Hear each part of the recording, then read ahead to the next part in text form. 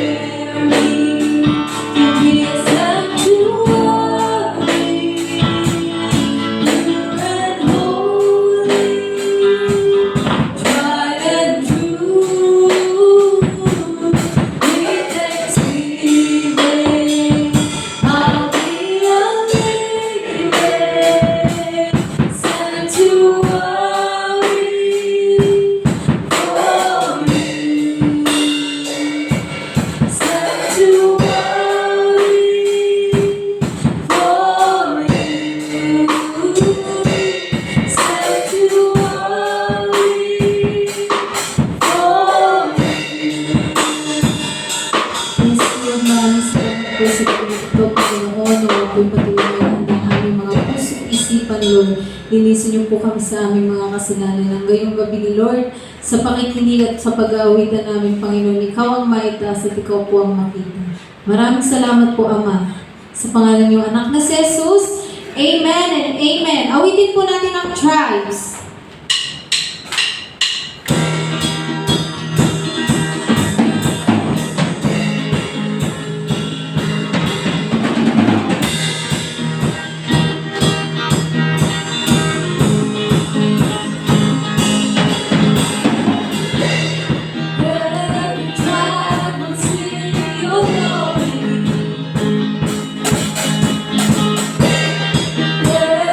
Nations bow before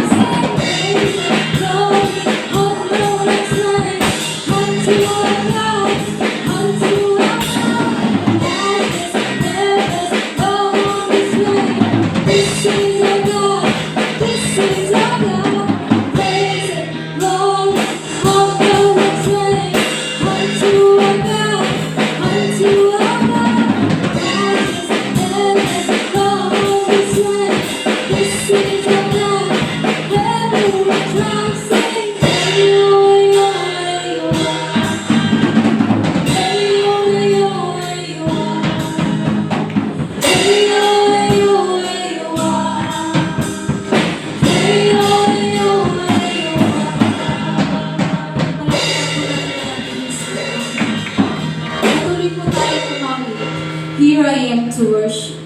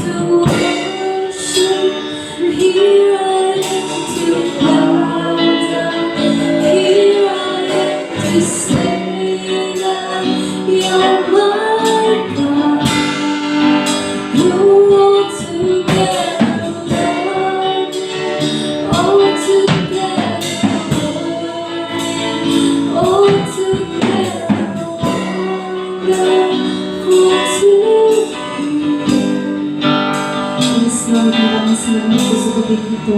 Panginoon, patuloy na ikaw ang pumili sa buhay ng bawat isa, Lord. Patuloy po ang aming puso. Panginoon, at tinagda sa pakikinig ng inyong salita na wako, Lord, ay mailagay namin ito sa aming puso at may sa buhay, Panginoon. Patuloy ng mga awit na ito ay para sa iyo. Maraming salamat po, Ama. Sa pangalan ng anak na si Jesus, Amen and Amen. Mahal na po tayo na po. Para po sa ating mga announcement, IRM San Isidro Worship Service every Sunday at 2 p.m. Youth Service every Saturday, 4 p.m. Sa darating po na 2 Saturdays po ng July, sa 13 and 20 po, ang youth service po ay gagawin po namin instrumental training na lang po. Maaari pa rin pong dumalo ang lahat dahil po ang iba po ang girls po ng youth ay pupunta po sa dance class. 8 to 4 po iyon at ang youth service po ay 4 p.m. Ayun lamang po. Midweek service and prayer meeting, July 11, 2024, 7 p.m. Speaker, Sister Cristina Barza. Worship leader, Brother Ray Lazada. Usher, Sister Judith Bourbon. Testimony, Brother Albert Jacinto. Santa Cena Sunday Service, July 7, 2024, 9:30 a.m. Ang speaker po natin ay si Pastor Manny Castro. Worship leader, Brother John Kirch. Tyson offering encouragement, Sister Laarni Acosta. Usher, Sister Susan Lazada. And flower sponsor, Sis Linda Trinidad. Aita Community Mission every Saturday, 8 a.m. This coming Saturday po ay wala po muna tayong Aita Community Mission dahil po sa ating DVBS. And One Way VBS 2024, July 6, 9:30 a.m. to 3 p.m. IRM Manggahan Church. NCR District 1 Intercessory Ministry, Pastor Eldon Galardo Sandy. Guest speaker, a heart of prayer po. Ay po pa, all young married organization po. Ang registration fee po natin ay 100 pesos. Ito po ay sa IRM Kainta Sumulong July 20, 2024, 8 a.m. to 12 noon. Para naman po sa ating testimony, share what God's done for you, Brother Michael Mendoza.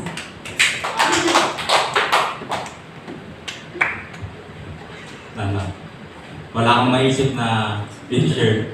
Kasi sa kada linggo, umiikot lang naman yung buhay ko sa bahay, daw lumalabas. Kung lalabas ako sa church, o bibili ng pagkain. Hindi naman natatanggal ng nakakain.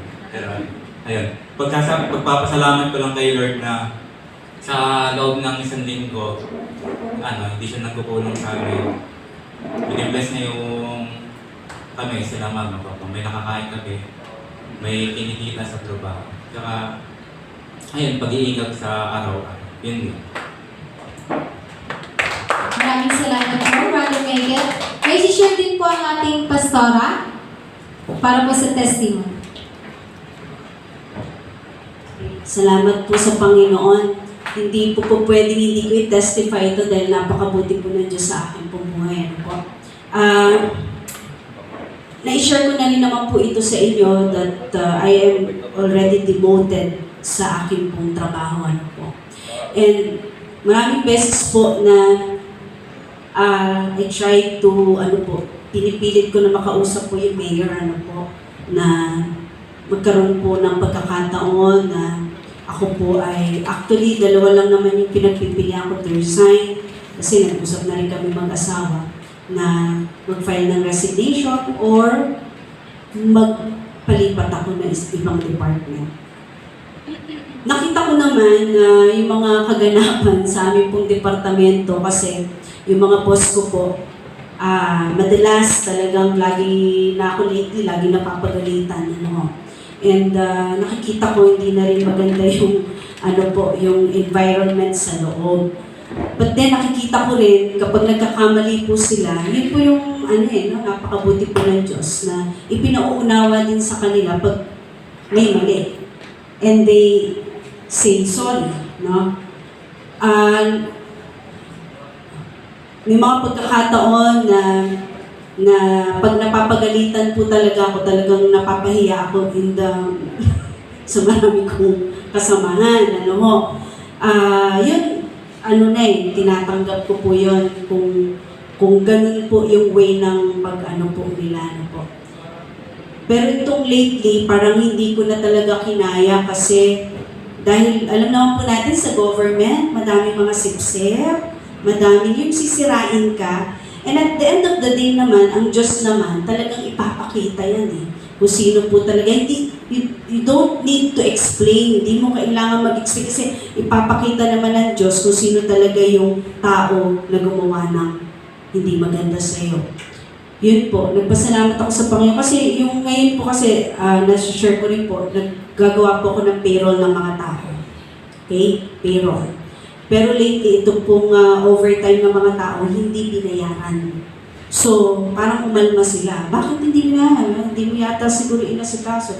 Parang ang dating ay nagkulang po ako, which is doon po. Di ba gano'n naman kasi minsan pag nag-judge ka agad tayo sa tao na, ikaw yung gumawa nun. So, negative ka agad. Pero hindi agad nila na-analyze or hindi agad tinitignan muna yung mga dito yung mga ginawa o yung sitwasyon, hindi mo tinitignan bakit saan ba nagpunan.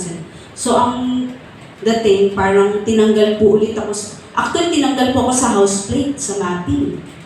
Inuunti-unti nila akong tanggalin sa akin po mga gustong gawin.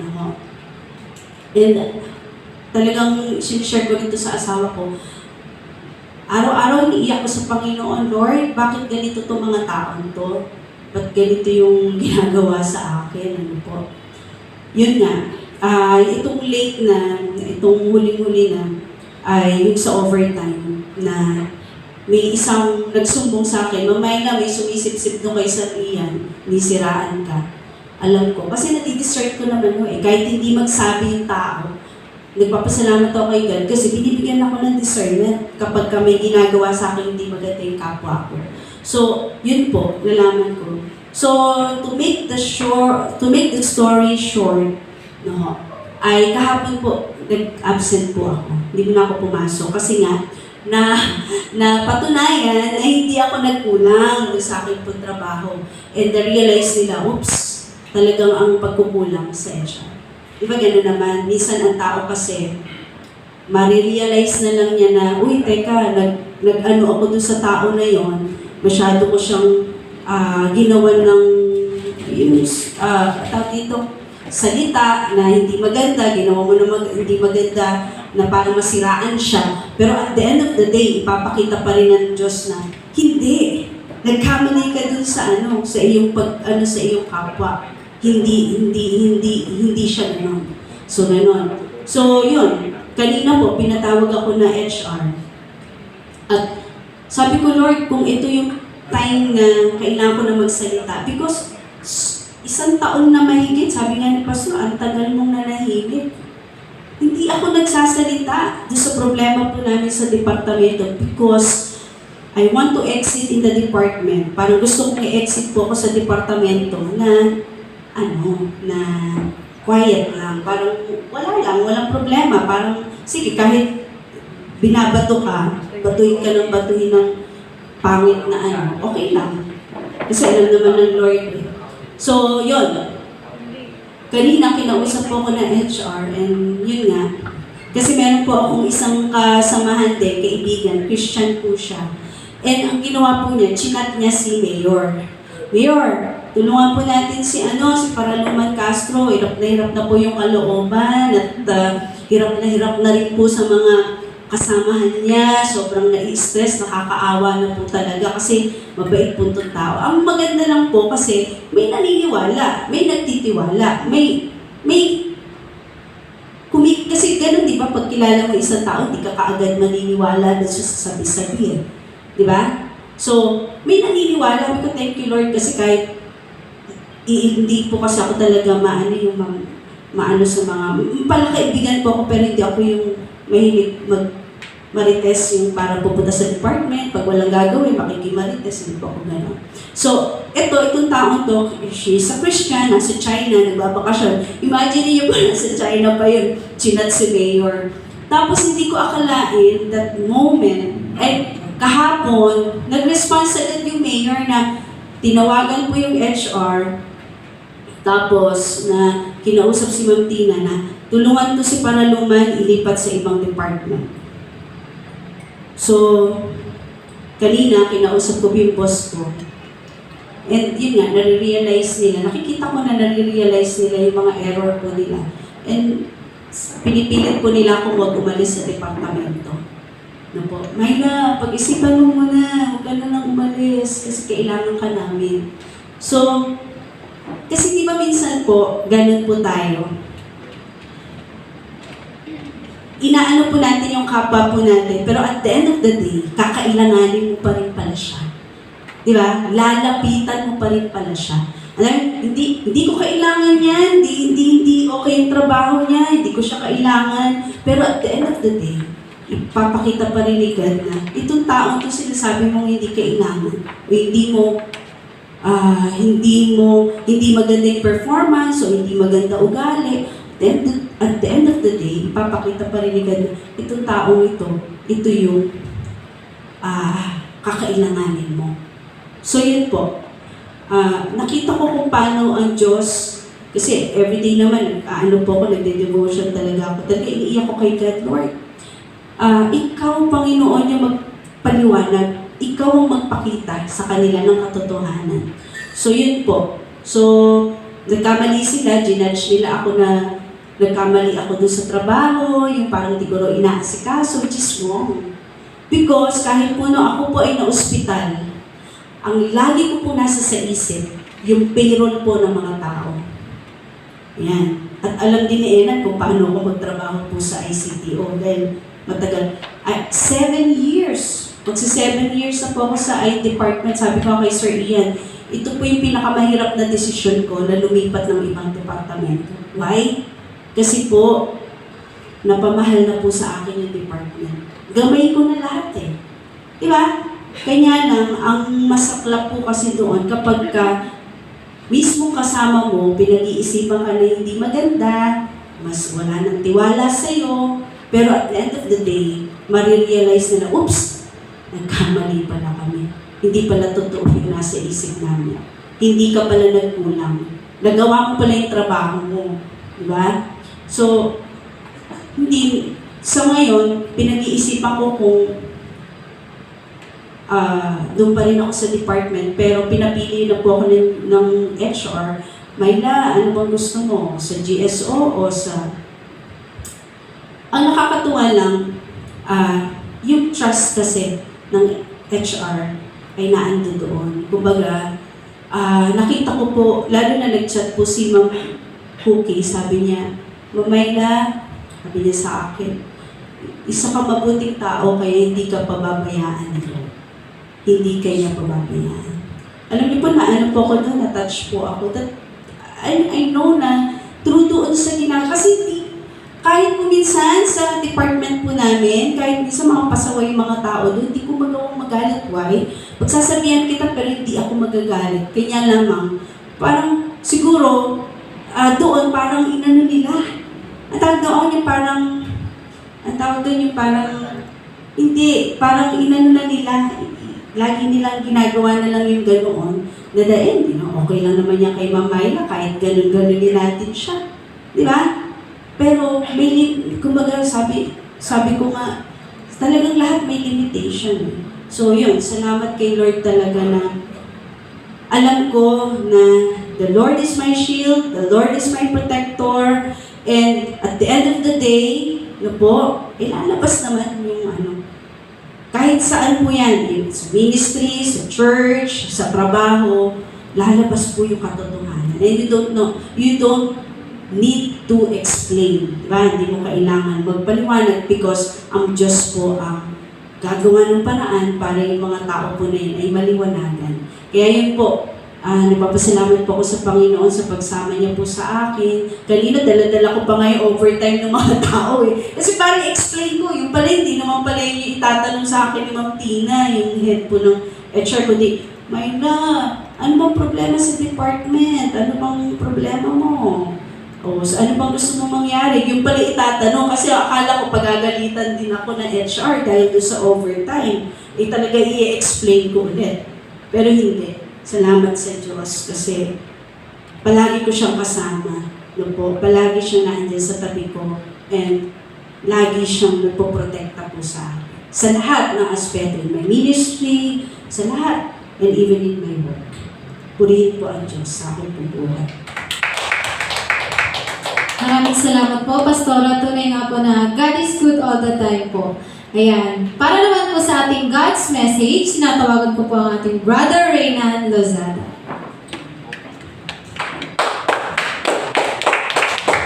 Hello, kaya. Maraming po nasa pagpasalamat din siyempre sa Panginoon, sa pagkabi niya rin pong pagkilos sa aking pong buhay, sa aking pong mga baby. So, nakabless dahil sila nga po is pasalam sa kanilang pong hearing and sight test. So, yun. Pagkita po sa aking buhay, sa aking pong ministry, salamat sa Panginoon sa pagpatuloy niya pong paggamit sa aking buhay, sa aking pong church po dito. Okay, sige po, para po sa ating pong pagpapatuloy. Ayan, sige po, yung pong ating pong topic po natin ngayong gabi ay meron pong title na Set You Free. Ito ba yung nakasulat sa Juan chapter 8, verse 31 hanggang 38. Sige po, tayo po yung tayo bilang pagbasa po sa kanya pong mga salita. Sa Juan chapter 8, verse 31 hanggang 38. Okay. Ito po yung ating pong mensahe, pero pong kinalaman po sa pagiging malaya natin or freedom. Ito po yung sinasabi. Sinabi naman ni Jesus sa mga Hudyong naniniwala sa Kanya, kung patuloy kayong susunod sa aking aral, tunay ngang kayo'y mga alagad ko. Makikilala ninyo ang katotohanan at ang katotohanan ang magpapalaya sa inyo. Lahi kami ni Abraham, tugon nila at kailanman hindi kami naalipin ni naman. Paano mo masasabing palalayain kami? Sumagot si Jesus, tandaan ninyo, alipin ng kasalanan ang lahat ng nagkakasala. Ang alipin ay hindi kabilang sa sambahayan sa panahon, subalit ang anak ay kabilang magpakailanman. Kapag kayo'y pinalaya ng anak, tunay nga kayong malaya. Nalalaman kong lahi kayo ni Abraham, gayon may pagsisikapan ninyo akong patayin sapagkat walang pitak sa inyong puso ang aral ko. The last verse, sinasabi kong aking nakita sa aking ama, ginagawa naman ninyo ang inyong narinig sa inyong ama. Tayo po'y manalangin. Hallelujah, muli Panginoon Lord. We praise your name, Panginoon. We glorify you, Lord. Muli Lord, salamat po sa gabing ito sa iyong mga salita. At nawa Panginoon ay kay Lord patuloy na kumilos sa aming pong mga pusong ito. May pong panalangin, Lord God, sa pangalan ni Jesus. Amen. Okay, sige po tayo po yung mga po. Pero sa itong panimula ay meron akong tanong sa ating lahat. Ano po bang meron kapag daw po June 12? Yung ba, ano po siyang kanya pong holiday ay yung nga po is araw ng kalayaan or Independence Day. Yan. Ito raw po ay ginaganap bilang pag-alaala ng pagpapahayag ng kalayaan ng Pilipinas mula sa Espanya noong June 12, 1898. Pero ang tanong po dito is, malaya ka na ba? Sa paanong paraan tayo naging malaya? At ano ang pakiramdam ng pagiging malaya daw po? Then sa ito po kung natin nabasa pong talata, ito po yung kanya pong sinasabi na yung pong mga bagay daw po kung saan tayo pinalaya ni Jesus Christ. Na sabi po number 1 po natin, ang sabi doon is free from the bondage of sin. Pangalawa, free from the penalty of sin. Then pangatlo, free from the guilt and shame of sin.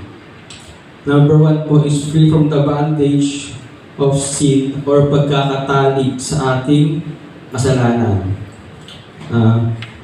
Sarap po, is meron po tayong mga minana nating kasalanan dati. Halimbawa raw po is yung ating pamahiin.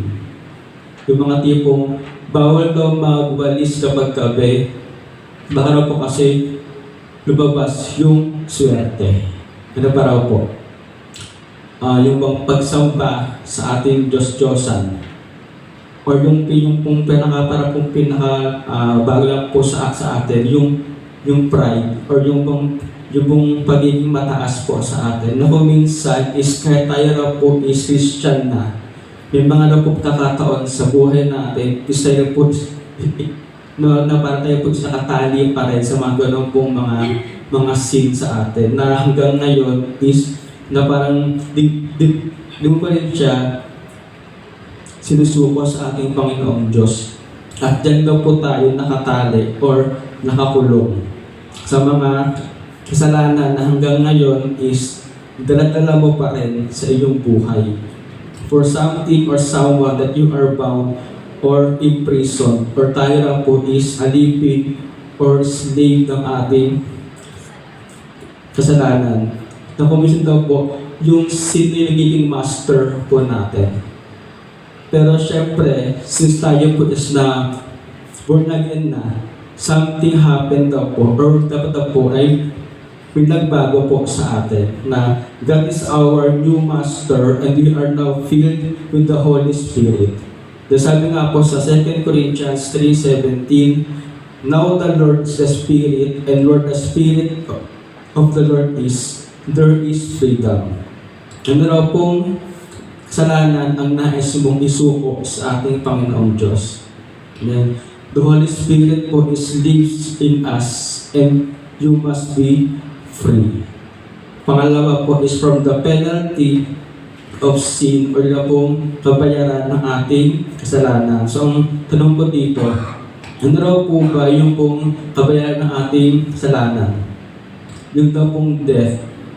Yung sabi nga po sa Romans 6:23, for the wages of sin is death, but the gift of God is eternal life in Christ Jesus our Lord. So meaning, nung mga panahon na tayo po ay nagkasala, na dapat daw po, isa daw po yung kailangan pong maparusahan, hindi po si Jesus Christ. But because yung kanyang love sa atin is na siya daw po yung umako ng ating mga pagkakasala. Ano daw po yung kabayaran ng ating kasalanan?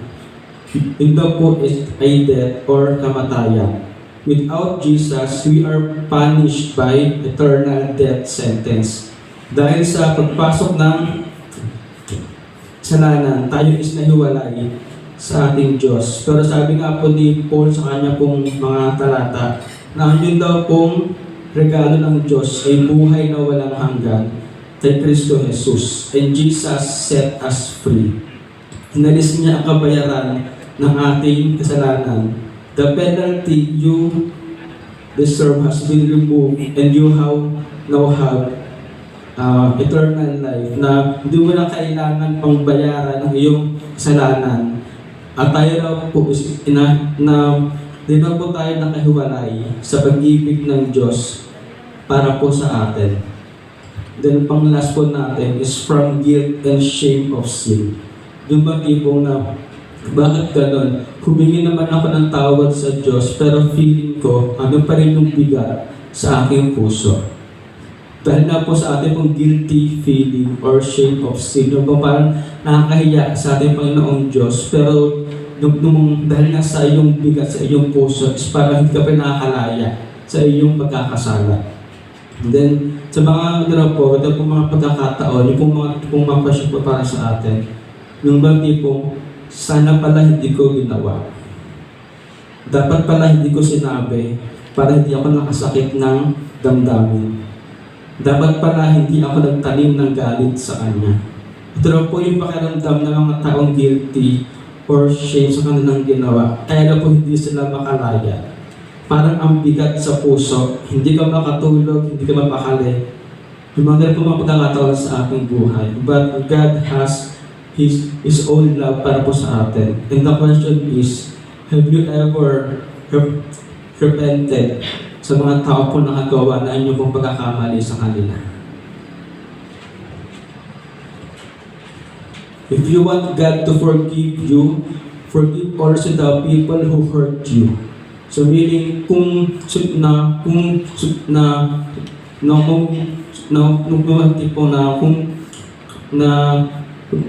nga po is sumusing mapatawad natin Panginoong Diyos, siyempre kailangan mo din mong patawarin yung mga tao na nagawa sa iyo ng mga pagkakamali. Di mo na kasi may ibabalik yung mga ganong pangyayari sa buhay natin. What is done is done. But God can restore your guilty feeling and shame feeling. Don't look back sa iyong mga nakaraan. God is our God of forgiveness. Then, hindi niya ipaparamdam sa iyo yung mga nakaraan mo. If you are forgiven completely and totally. Then, pang last po. Jesus set us free from the bondage and penalty and guilt of sin. And now we are free to live and free to serve. We will now experience to have joy and peace sa ating pong buhay. And do not let yourselves be a slave of sin. Then you must be enjoy your freedom and live your life for our God's glory. Yun lamang po at pwede po ang Panginoon. Ito po ay muli po ang manalangin. Muli Panginoon, salamat Panginoon sa inyo pong paalala na bilang po mga Kristiyano, ay mapanood, dapat malaya na Panginoon. Sino po namin po na gawang pagkakamali sa iyo. Wala po noon hanggang sa ngayon Panginoon. Lord, we pray na kayo po yung laging mangusap, kumilos sa aming mga puso. And Lord, we want to live free Panginoon sa pong pagsamba sa inyo sa ito pong ministry, Panginoon. Paglalaro pa mong panalangin, Lord God, purihin ka sa gabi nito. Sa pangalan ni Jesus, Amen. Maraming salamat po sa ating God's message and para naman po sa ating tithes and offering, tinatawagan po ang Brother Ray Acosta.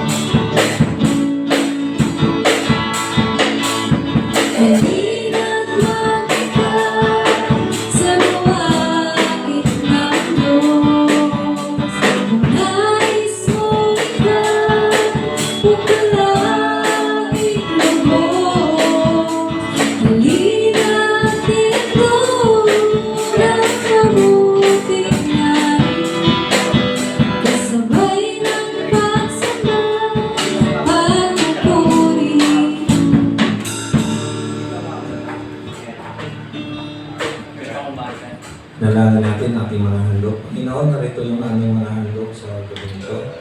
At naway Panginoon magamit ninyo ito sa pagpalagunan yung mga salita dito sa lugar na ito ng mundo. Pagpalain mo Panginoon ang bawat isang biyay, ganun din Panginoon yung mga hindi nakapagsigay. Naway Panginoon bigyan mo sa mga trabaho, Panginoon sila ng pagkita. Pagpalain mo Panginoon ang bawat isa. At naway magkaroon ng isa sa amin. Ito ang aming dalangin sa pangalan ng Panginoon Jesus. Maraming salamat po. Naalala ko po muli ang lahat na tumayo para po sa ating closing song. Awitin po natin ang Give Thanks. Give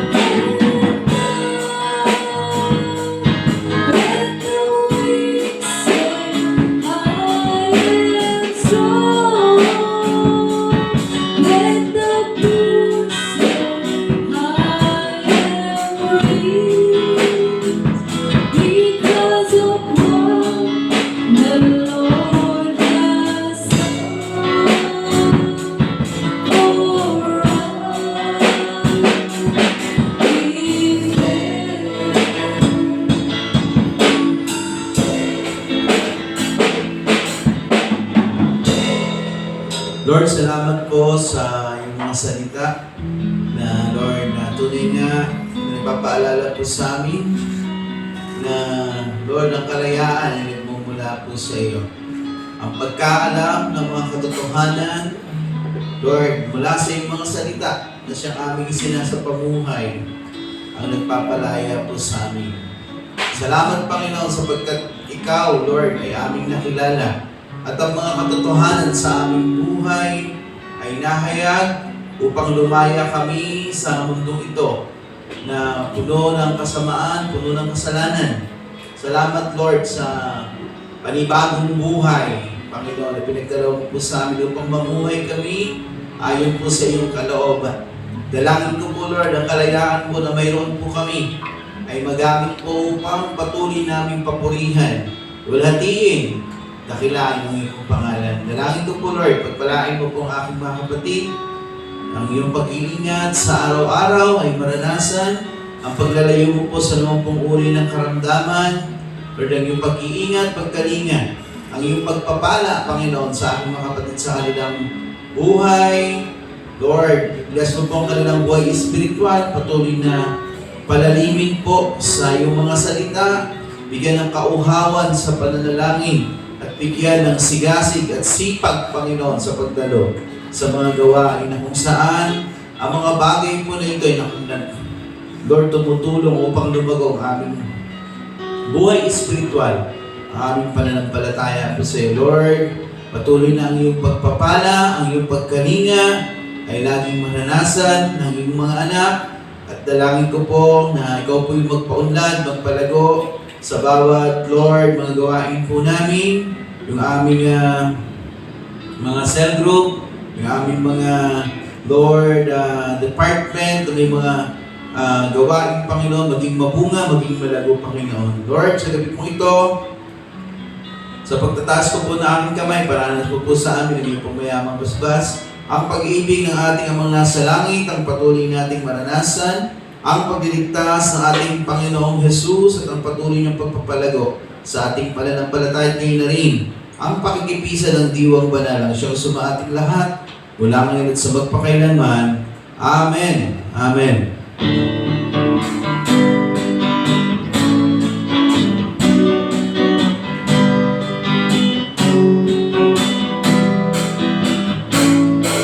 The Lord bless you and keep you.